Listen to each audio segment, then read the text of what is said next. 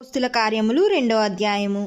Pentecost పండుగ దినము వచ్చినప్పుడు అందరూ ఒకచోట కూడియుండిరి. అప్పుడు వేగముగా వీచు బలమైన గాలి వంటి ఒక ధ్వని ఆకాశము నుండి అకస్మాత్తుగా వారు కూర్చుండి ఉన్న ఇల్లంతా నిండెను. మరియు అగ్నిజ్వాలలు వంటి నాలుకలు విభాగింపబడినట్టుగా వారికి కనబడి వారిలో ఒక్కొక్కని మీద వ్రాలగా, అందరూ పరిశుద్ధాత్మతో నిండిన వారై ఆత్మ వారికి వాక్శక్తిని అనుగ్రహించిన కొలది అన్య భాషలతో మాట్లాడసాగిరి. ఆ కాలమున ఆకాశము క్రిందుండు ప్రతి జనములో నుండి వచ్చిన భక్తిగల యూదులు యెరూషలేములో కాపురముండిరి. ఈ శబ్దము కలుగగా జనులు గుంపులుగా కూడివచ్చి ప్రతి మనుష్యుడు తన తన స్వభాషతో వారు మాట్లాడుట విని కలవరపడిరి. అంతటా అందరూ విభ్రాంతి నొంది ఆశ్చర్యపడి, ఇదిగో, మాట్లాడుచున్న వీరందరూ గలిలయులు కారా? మనలో ప్రతివాడు తాను పుట్టిన దేశపు భాషతో వీరు మాట్లాడుట మనము వినుచున్నామే. ఇదేమి? పార్తీయులు, మాదీయులు, ఎలామీయులు, మెసొపొతామియులు, యూదయ, కపదొకియ, పొంతు, ఆసియా, పుర్గియ, పంఫూలియ, ఐగుప్తు అను దేశమునందలి వారు, కురేనీ దగ్గర లిబియా ప్రాంతముయందు కాపురమున్నారు. రోమా నుండి పరవాసులుగా వచ్చిన వారు యూదులు, యూదామత ప్రవిష్టులను, కేతీయులను, అరాబీయులను మొదలైన మనమందరమును వీరు మన భాషతో దేవుని గొప్ప కార్యములు వివరించుట వినుచున్నామని చెప్పుకొనిరి. అందరూ విభ్రాంతి నుండి ఎటూ తోచక ఇదేమగునో అని ఒకనితోనొకడు చెప్పుకొనిరి. అంతేకాదు, వీరు కొత్త మద్యముతో నిండియున్నారని అపహాస్యము చేసిరి. అయితే పేతురు ఆ 11 మందితో కూడా లేచి నిలిచి బిగ్గరగా వారితో ఇట్లనెను, ఇది మీకు తెలియనుగాక, చెవియొగ్గి నా మాట వినుడి. మీరు ఊహించినట్టు వీరు మత్తులు కారు. ప్రొద్దుబొడుచు జామైనను కాలేదు. యోవేలు ప్రవక్త ద్వారా చెప్పబడిన సంగతులు ఇదే అనగా, అంత్యదినములందు నేను మనుషులందరి మీద నా ఆత్మను కుమ్మరించెదను. మీ కుమారులను మీ కుమార్తెలను ప్రవచించెదరు. మీ యవనులకు దర్శనములు కలుగును. మీ వృద్ధులు కలలు కందురు. ఆ దినములలో నా దాసుల మీద, నా దాసురాండ్ర మీద నా ఆత్మను కుమ్మరించెదను గనుక వారు ప్రవచించెదరు. పైన ఆకాశమందు మహత్కార్యములను, కింద భూమియందు సూచక క్రియలను, రక్తమును, అగ్నిని, పొగ, ఆవిరిని కలుగజేసెదను. ప్రభు ప్రత్యక్షమగు ఆ మహాదినము రాకమునుపు సూర్యుడు చీకటిగాను, చంద్రుడు రక్తముగాను మారుదురు.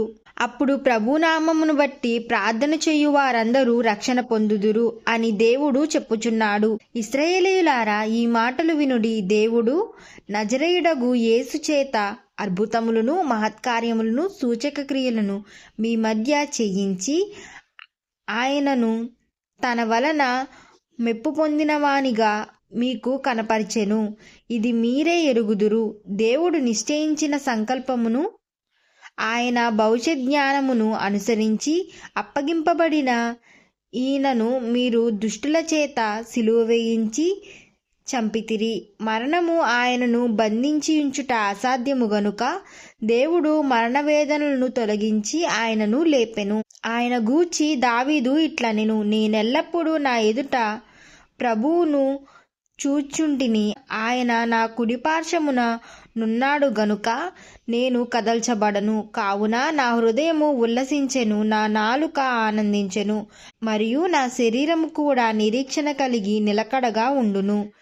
నీవు నా ఆత్మను పాతాళములో విడిచిపెట్టవు, నీ పరిశుద్ధుణ్ణి కుళ్ళుపట్టనీయవు. నాకు జీవమార్గములు తెలిపితివి. నీ దర్శనమును అనుగ్రహించి నన్ను ఉల్లాసముతో నింపెదవు.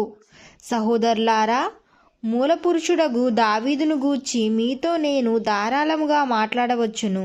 అతడు చనిపోయి సమాధి చేయబడెను. అతని సమాధి నేటి వరకు మన మధ్యనున్నది.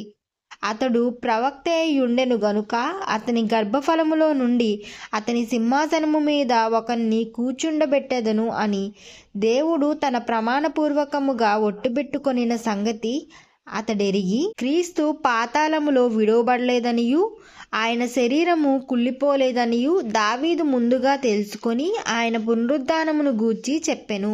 ఈ యేసును దేవుడు లేపెను. దీనికి మేమందరము సాక్షులము. కాగా ఆయన దేవుని కుడిపార్శ్వమునకు హెచ్చింపబడి పరిశుద్ధాత్మను గూర్చిన వాగ్దానమును మీరు చూచుచూ వినుచున్న దీనిని కృమ్మరించి ఉన్నాడు. దావీదు పరలోకమునకు ఎక్కిపోలేదు, అయితే అతడిట్లనెను, నేను నీ శత్రువులను నీ పాదముల క్రింద పాదపీఠముగా ఉంచు వరకు నీవు నా కుడిపార్శ్వమున కూర్చుండుమని ప్రభు నా ప్రభుతో చెప్పెను. మీరు సిలువ వేసిన యేసునే దేవుడు ప్రభువుగాను క్రీస్తుగాను నియమించెను. ఇది ఇశ్రాయేలీల వంశమంతయు రూఢిగా తెలుసుకొనవలనని చెప్పెను.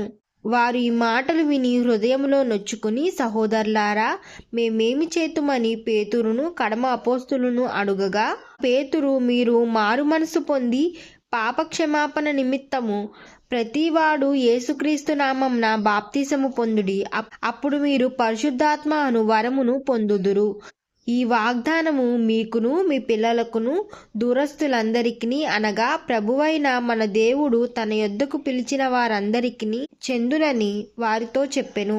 ఇంకను అనేక విధములైన మాటలతో సాక్ష్యమిచ్చి, మీరు మూర్ఖులగు ఈ తరము వారికి వేరై రక్షణ పొందుడని వారిని హెచ్చరించెను. కాబట్టి అతని వాక్యము అంగీకరించిన వారు బాప్తిసము పొంది ఆ దినమందు ఇంచుమించు 3,000 మంది చేర్చబడిరి. మీరు అపోస్తుల బోధయందును సహవాసమునందును రొట్టె విరుచుటయందును ప్రార్థన చేయుటయందును ఎడతెగక యుండిరి.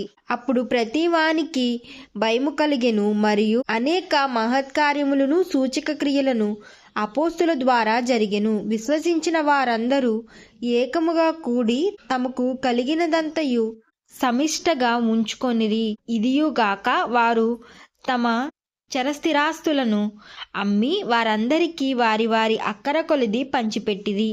వారేక మనస్కులై ప్రతిదినము దేవాలయములో తప్పక కూడుకొనుచు ఇంటింటా రొట్టె విరుచుచు దేవునిని స్తుతించుచు ప్రజలందరి వలన దయ పొందిన వారై ఆనందముతోనూ నిష్కపటమైన హృదయముతోనూ ఆహారము పుచ్చుకొనుచుండిరి. మరియు ప్రభువు రక్షణ పొందుచున్న వారిని అనుదినము వారితో చేర్చుచుండెను. ఆమేన్.